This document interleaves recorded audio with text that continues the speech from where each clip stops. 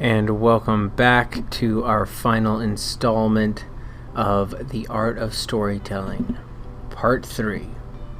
So we have reviewed the principles and characteristics of storytelling and talked about the history of storytelling and how important it is to the human race. And then we went over some leaders and exemplified their storytelling capabilities. Now we are going to move into the media.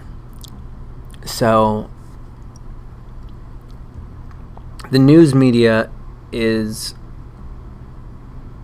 all in the business of storytelling. And I'm going to try and navigate this without trying to give any types of bias, but it's always hard to do that. I'm going to do the best I can. What we're going to start out with is just examples of how different media cover the same exact story. And I'm going to show you these side by side, and I think that they will impress upon you how much story is being written into every single one of these articles and these news reports, right? So the headings from the first two news reports that are covering the exact same story are: Palestinian man killed by Israeli police in East Jerusalem versus Palestinian driver rams Jerusalem station killing baby.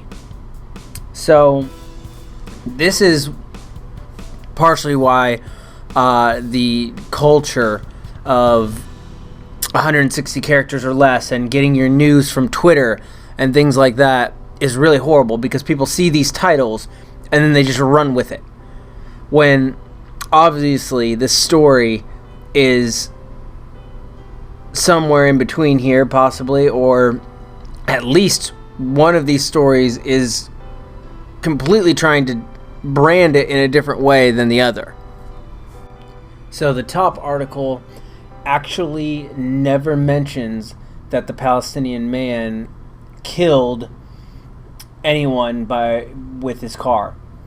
So it says that he slammed his car into a train station, but it never mentions that he killed a baby, and he ended up actually killing 2 people and injuring 8.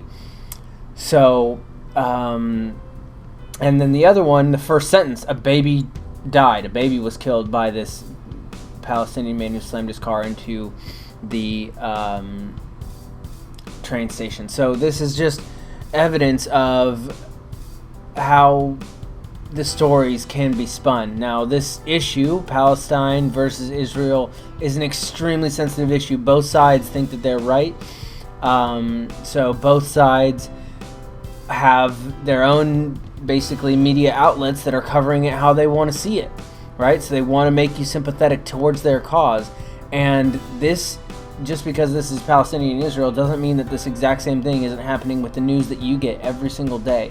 So it's very important that you make sure and trying to understand what is the agenda for the reports that you're hearing, because there's always some type of agenda. And, you know, people are on one side are very much like, oh, well, there's the Republican conservative agenda, or there's the Democratic liberal agenda. That they both have their agendas. And so it's important to try and make that distinction in every single story that you are hearing. Now I want to talk a little bit more about just the titling of these news reports. So a very interesting study found that the titles alone can affect the way the story is received by its audience. So the exact same article was written and given to 2 different groups with different titles. One of the titles was "Number of Burglaries Going Up." The other title was "Downward Trend in the Burglary Rate."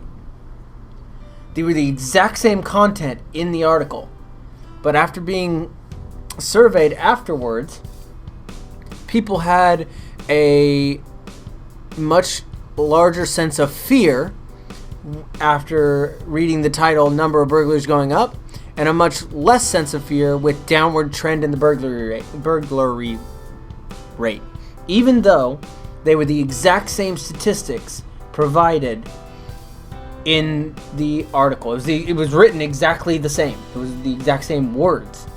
Yet the titles changed the way that people had what they got from the articles and the reports themselves. So again, this is a very detailed form of critical analysis that you need to do every time that you are looking into news media, because in the last example, at least we saw different titles, but then we saw completely different content. Now I'm telling you that the title alone, even if the content isn't different, can affect you. So really take your time to focus and break down these types of details. So I just want to give you one more example here in how titles are used in storytelling. So you can see here we have two articles reporting the exact same story again. One title is "All Volvo Cars Going Electric from 2019." And the other title is "Petrol Cars Are Dead, Says Volvo." So they're both reporting on the same thing. And you can even see the first sentence in the first one is that it's the first major car company to be going green. So you can tell right off the bat that this is much more of a positive spin for Volvo. The other one talking about how Volvo's trying to get rid of the petrol car. So maybe somebody who has some type of stake in petrol oil, correct? Right? Either way.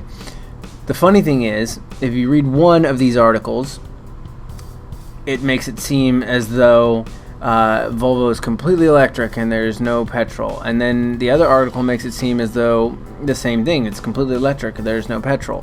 One is the negative side of it and the positive side of it. But what's really going on here is in 2019, Volvo didn't get rid of their petrol cars. It gave a hybrid option in every single class of car that they had. So they still had also the regular petrol options as well. They were just the first company to have every car have a hybrid option. That's the real story. So it's in the middle of these two absurdities that are way far on either end. And this is exactly the point of storytelling. The storytelling, you have to, in order to figure out the full story, you have to read multiple points of view and combine them together. Now that we've gone through and talked about these specific examples of media reporting, I just want to mention a couple things and try to do this without any bias here. We're all watching the news probably way too much.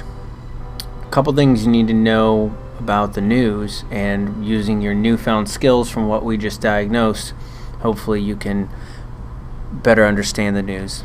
CNN is at a 20-year low in viewership,